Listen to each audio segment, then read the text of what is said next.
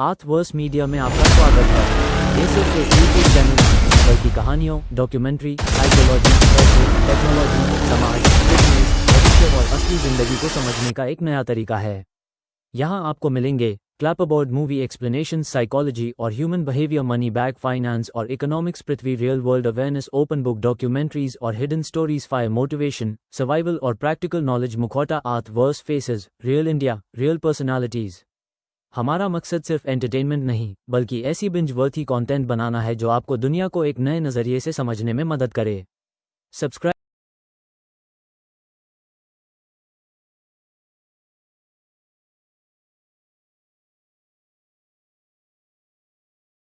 कहानी की शुरुआत एक बहुत ही गरीब और शेडी इलाके से होती है, जहां लोग किसी तरह सिर्फ जिंदा रहने की कोशिश कर रहे हैं। यहाँ ज्यादातर लोग गुजारा करने के लिए गलत धंधों में पड़े हुए हैं। यहीं हमारी मुलाकात एडी नाम के आदमी से होती है, जो बहुत खतरनाक चोर है। एडी अपनी डिलीवरी वैन ठीक करवाने के लिए एक कार मैकेनिक के पास जाता है, लेकिन मैकेनिक साफ कह देता है इतने पैसों में काम नहीं होगा। एडी उसे समझाता है कि अभी ये पैसे ले लो और वैन ठीक कर दो, क्योंकि अगर वैन नहीं चली तो वो और पैसे कमा ही नहीं पाएगा। लेकिन मैकेनिक बिना सुने वहाँ से चला जाता है और कहता है पूरे पैसे होंगे तभी आना। इसी बीच एडी के पास उसकी बेटी का फोन आता है, लेकिन वो उसे इग्नोर कर देता है। कुछ सेकंड बाद उसकी गर्लफ्रेंड का फोन आता है, जो उस पर बहुत गुस्सा होती है। वो कहती है कि उसने अपनी बेटी का कॉल क्यों नहीं उठाया, क्योंकि आज स्कूल के बाद एडी को ही उसे लेने जाना था। वो एडी को याद दिलाती है कि यही लापरवाही उनकी ब्रेकअप की सबसे बड़ी वजह थी। अचानक एडी की नजर एक पर्स पर पड़ती है, जिसमें सिर्फ $1 का नोट होता है। वो चुपचाप जाकर पर्स उठा लेता है। पैसे निकालने के बाद एडी इधर उधर देखने लगता है कि शायद कुछ और भी मिल जाए, लेकिन जब कुछ हाथ नहीं लगता तो वो अपने जान पहचान वालों को फोन करके पैसे उधार मांगने लगता है। एक एक करके सब उसे ऐसे मना करते हैं जैसे वो कभी इंसान ही नहीं था। अब मजबूरी में एडी गलियों में घूमने लगता है, कारों के दरवाजों के हैंडल पकड़ पकड़ कर देखता है कि कोई दरवाजा खुला मिल जाए तो वो चोरी कर सके। तभी उसे एक ऐसी कार मिलती है जिसके अंदर एक कुत्ता बैठा होता है, और वो कुत्ता एडी पर जोर जोर से भौंकने लगा है। कार में बैठा वो कुत्ता साफ दिखा रहा था कि उसे उसके मालिक ने छोड़ दिया है।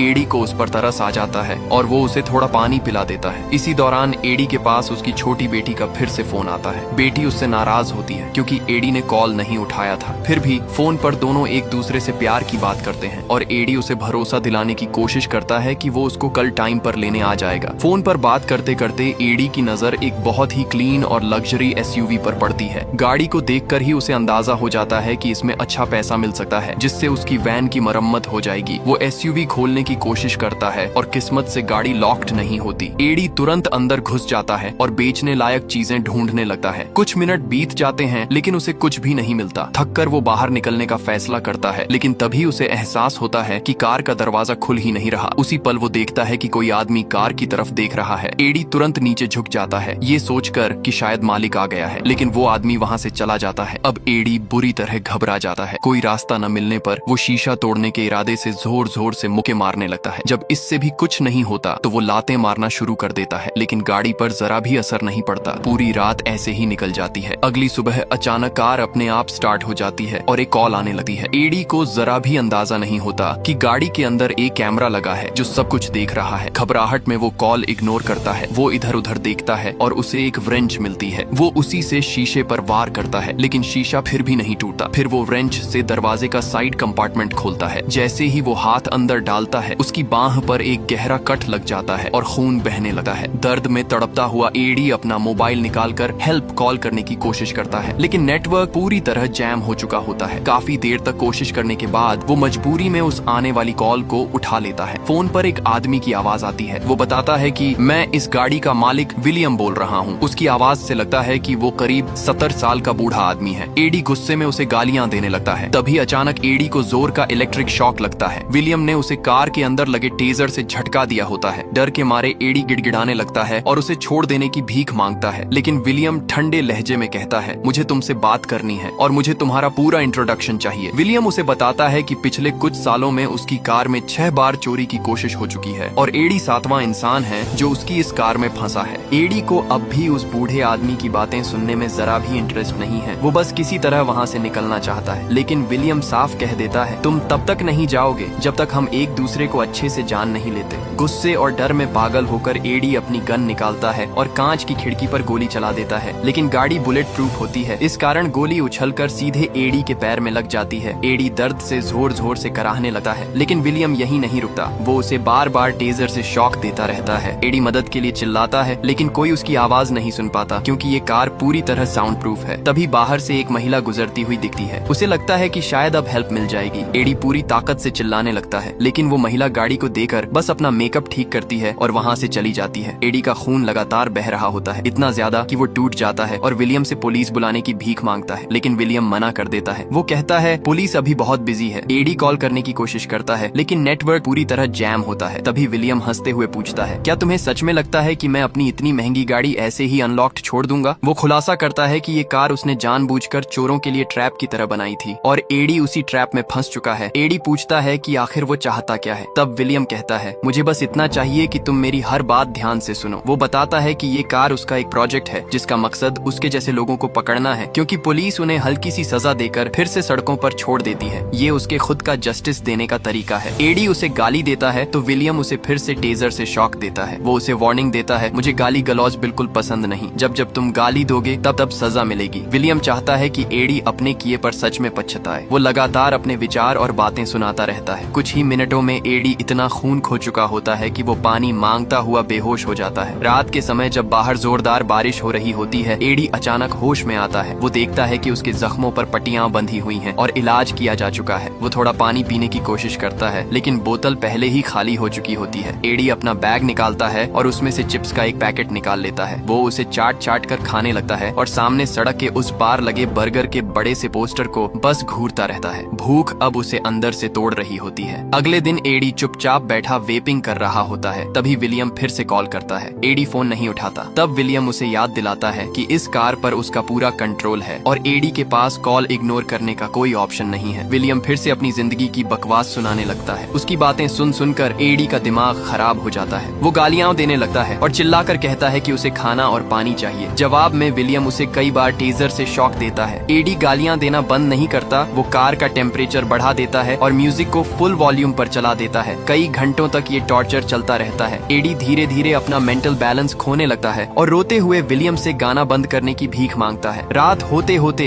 एडी ठंड से कांप रहा होता है। तभी विलियम फिर से कॉल करता है। इस बार एडी कॉल उठा लेता है और गालियां देने के लिए माफी मांगता है। विलियम एयर कंडीशनिंग बंद कर देता है और एडी को थोड़ी राहत मिलती है। इस घटना के पूरे 6 दिन बाद एडी पानी की बोतल में पेशाब करता है। वो अपने कपड़े उतार देता है और आखिरी ताकत लगाकर कार के पीछे वाले हिस्से पर हमला करता है, लेकिन फिर भी कुछ नहीं होता। तभी विलियम फिर से कॉल करता है और कहता है कि वो भी इस वक्त भूख से बेहाल है। एडी बाहर देखता है और उसे एक आदमी ऊंची बिल्डिंग पर खड़े होकर फोन पर बात करता हुआ दिखता है। उसे उम्मीद की एक हल्की सी किरण दिखती है। एडी विलियम से पूछता है, अगर मैं यहाँ मर गया तो तुम क्या करोगे? विलियम बेदर्दी से जवाब देता है, मुझे कोई फर्क नहीं पड़ेगा, किसी को तुम्हारी कमी महसूस भी नहीं होगी। इसके बाद एडी क्राइम, पनिशमेंट और जस्टिस सिस्टम पर बात करने लगता है। उसकी बातें सुनकर लगता है कि वो उतना सीधा नहीं है जितना दिखता है। विलियम को शक होने लगता है कि एडी बचपन में काफी प्रिविलेज्ड रहा होगा। एडी मौका देकर एक कैमरे से छेड़छाड़ करने की कोशिश करता है, लेकिन तुरंत उसे फिर से जोर का इलेक्ट्रिक शॉक लगता है। दोनों के बीच क्राइम और जस्टिस के डार्क साइड पर बहस चलती रहती है और तभी एडी एक चौंकाने वाला सच बताता है। वो कहता है कि उसे प्रोस्टेट कैंसर है और डॉक्टरों के मुताबिक उसके पास जीने के लिए सिर्फ 4 महीने बचे हैं। एडी एक बार फिर विलियम से पुलिस बुलाने की गुहार लगाता है, लेकिन विलियम साफ मना कर देता है। वो कहता है पुलिस अपराधियों से वैसे नहीं निपटती जैसा उन्हें करना चाहिए। विलियम आगे समझाता है कि अगर एडी पकड़ा भी गया तो बिना किसी सजा के छोड़ दिया जाएगा और वही उसकी असली पनिशमेंट होगी। वो कहता है कि कुछ देशों में अगर कोई चोरी करते हुए पकड़ा जाए तो उसकी बांह काट दी जाती है। एडी तुरंत कहता है ये सब झूठ है, लेकिन जब विलियम बार बार रिपीट ऑफेंडर्स की सजा के बारे में पूछता है तो एडी मान लेता है कि वहाँ उंगलियां काटी जाती हैं। ये सुनते ही विलियम एडी से उसका सोशल सिक्योरिटी नंबर पूछता है। वो उसे भरोसा दिलाता है कि अगर ये उसका पहला क्राइम हुआ तो वो उसे छोड़ देगा, लेकिन अगर ऐसा नहीं हुआ तो वो उसकी 4 उंगलियां काट देगा। एडी साफ मना कर देता है और कहता है कि बात सिर्फ सिस्टम की गड़बड़ी की नहीं है। वो अमीर लोगों को दोष देता है। एडी कहता है कि कानून अमीरों को बचाने के लिए बना है और वही लोग इसे चलाते हैं ताकि गरीब हमेशा गरीब ही बने रहें और अमीर होते जाएं। लेकिन विलियम इसे बकवास कह देता है। वो बताता है कि जब वो बड़ा हो रहा था तब उसके पास कुछ भी नहीं था। उसने 0 से शुरुआत की और आज जो कुछ भी है वो सब उसने खुद कमाया है। विलियम कहता है कि एडी जो कर रहा है वो सिर्फ बेवकूफी भरे एक्सक्यूजेस हैं। इसके उसके बाद वो बाइबल की एक लाइन बोलता है, Thou shalt not steal, यानी चोरी मत कर। इतना कहकर वो कॉल काट देता है और वही तेज म्यूजिक फिर से चला देता है। उस शाम विलियम एडी को और सजा देने के लिए कार का टेम्परेचर और बढ़ा देता है। भूख और प्यास से बेहाल एडी बारिश की कुछ बूंदें पाने की उम्मीद में कार की छत की तरफ झुकता है। पूरी तरह टूट चुका और अपना मेंटल बैलेंस खोते हुए एडी उन बोतलों में से एक उठाता है जिसमें पिछले कई दिनों का उसका पेशाब भरा होता है। वो उसे पीने की कोशिश करता है लेकिन भयानक बदबू के कारण रुक जाता है। तभी म्यूजिक बंद होता है। विलियम की आवाज आती है, मुझे लगा था तुम सच में इसे पी जाओगे। विलियम एक बार फिर एडी से उसका सोशल सिक्योरिटी नंबर पूछता है। वो कहता है कि अगर एडी नंबर बता दे तो वो हीटर बंद कर देगा और उसे पानी भी देगा। अब मजबूरी में एडी कोऑपरेट करता है। वो उसे पानी का लोकेशन बता देता है और सच में विलियम हीटर बंद कर देता है। पानी पीने के बाद एडी सोने की कोशिश करता है। तभी उसे याद आता है कि दुकान से ले गए कुछ स्क्रैच कार्ड्स अब भी उसके पास बचे हुए हैं। वो एक कार्ड स्क्रैच करता है और चौंक जाता है। वो $500 जीत चुका होता है जो उसकी वैन की रिपेयर के लिए काफी है। एडी विलियम से उसे बाहर निकालने की गुहार लगाता है लेकिन विलियम ठंडे लहजे में कहता है, तुम कभी घर नहीं जाओगे। एडी अब खाने की भीख मांगने लगता है। वो कहता है कि उसे कार में घुसने का बहुत अफसोस है और वो विलियम से माफी मांगता है। विलियम जवाब देता है, मुझे तुम पर जरा भी दया नहीं आती। फिर भी वो कहता है कि वो उसे कुछ कुकीज दे देगा। उसी पल एडी की नजर उस जगह पर पड़ती है जहाँ से कुकीज आई थी। वहाँ एक खुला सा कंपार्टमेंट होता है। एडी नोटिस करता है कि कुछ देर के लिए विलियम कैमरा से दूर रहेगा। वो कंफर्म करता है और उस कंपार्टमेंट को चेक करने का फैसला करता है। वो उसकी एक फोटो लेता है और समझ जाता है कि सिक्योरिटी स्विच कैसे काम करता है। फिर वो उस छेद में हाथ डालता है। एक बटन दबाने की कोशिश में उसकी उंगली कट जाती है। दर्द के बावजूद एडी हार नहीं मानता और बार बार ट्राई करता रहता है। तभी विलियम वापस आ जाता है और पूछता है, तुम क्या कर रहे थे? वो उसे याद दिलाता है कि वो हर वक्त उस पर नजर रखे हुए है। अगले दिन एडी आजादी पाने की आखिरी कोशिश करता रहता है। वो अपने पैर का इस्तेमाल करके सिक्योरिटी स्विच निकालने की कोशिश करता है और उसी दौरान खाने के बारे में सोच कर खुद को बहलाता रहता है। कोई ऑप्शन न बचने पर एडी कार के पीछे जाता है। वो पिछले हफ्ते के अपने पेशाब से भरी बोतल उठाता है, नाक बंद करता है और एक ही बार में पीने की कोशिश करता है। कुछ देर बाद एडी फिर से नींद से जागता है। वो बाहर देखता है एक आदमी अपनी छोटी बेटी को साइकिल चलाना सिखा रहा है। ये देखकर उसे अपनी बेटी की याद आ जाती है। थका हुआ और पूरी तरह टूट चुका एडी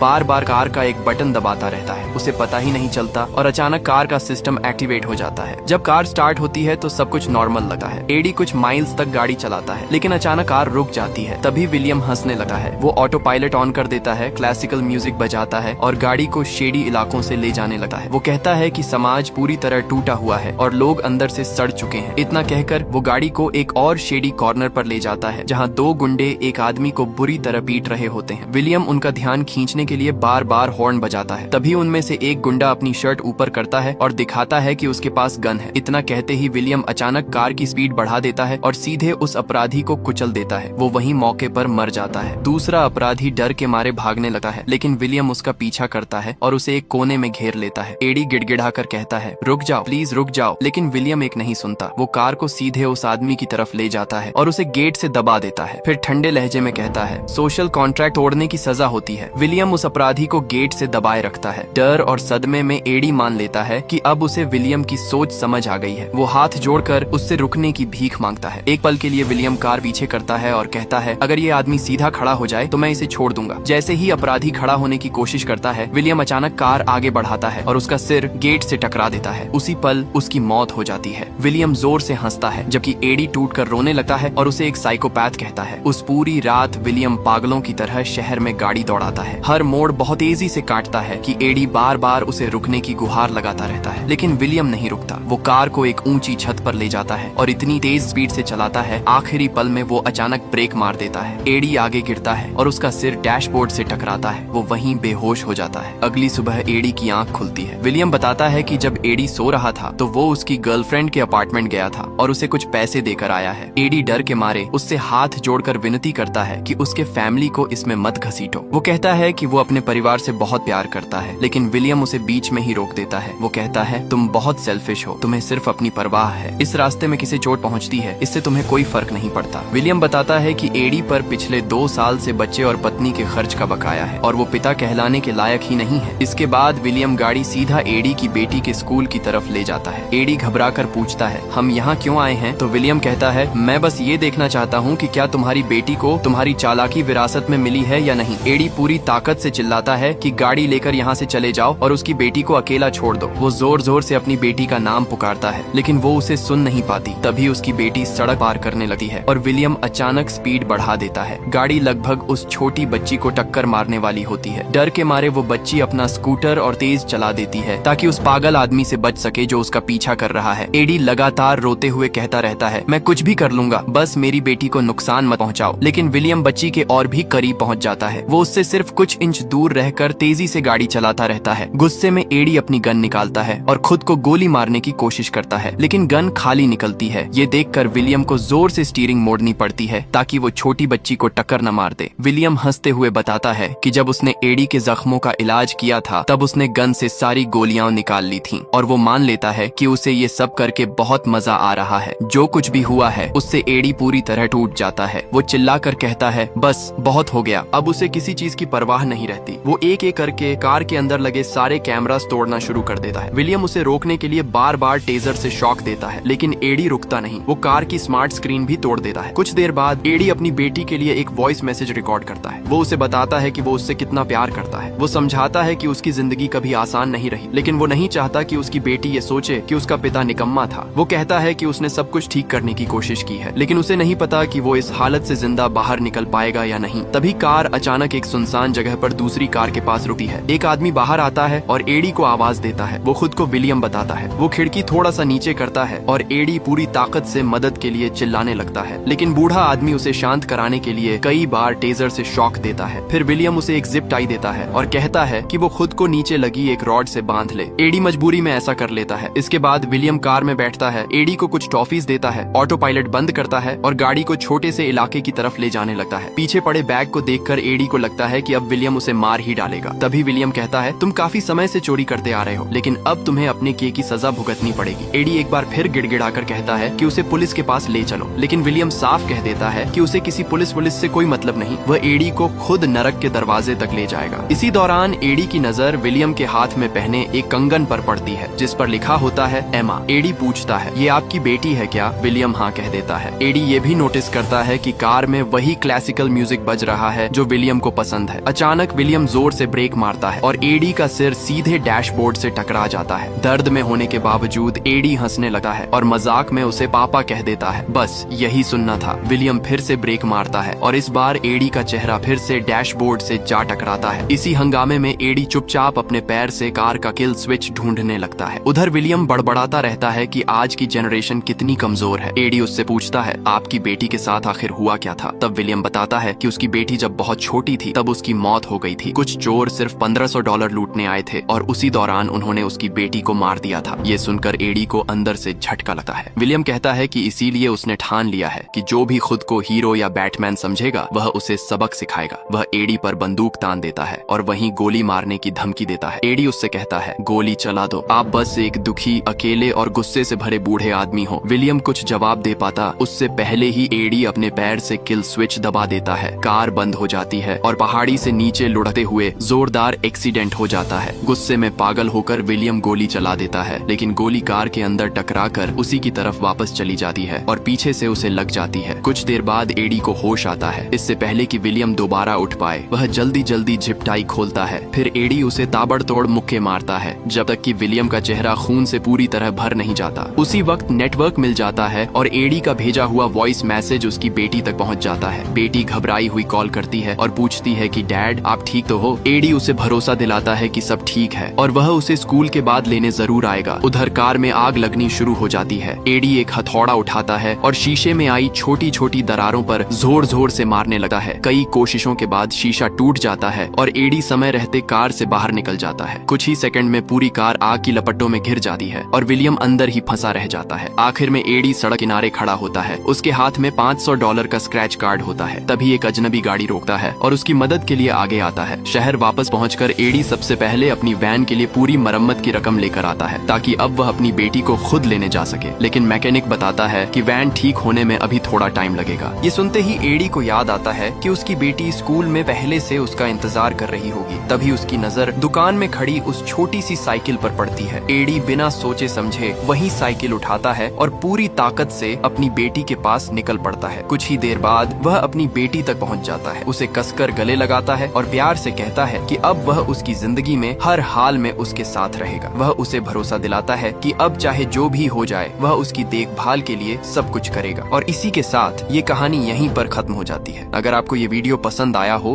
और आप इस चैनल पर ऐसी ही और मूवीज की कहानियां देखना चाहते हैं तो वीडियो को लाइक करें और चैनल को सब्सक्राइब करना ना भूलें। वीडियो देखने के लिए धन्यवाद दिल।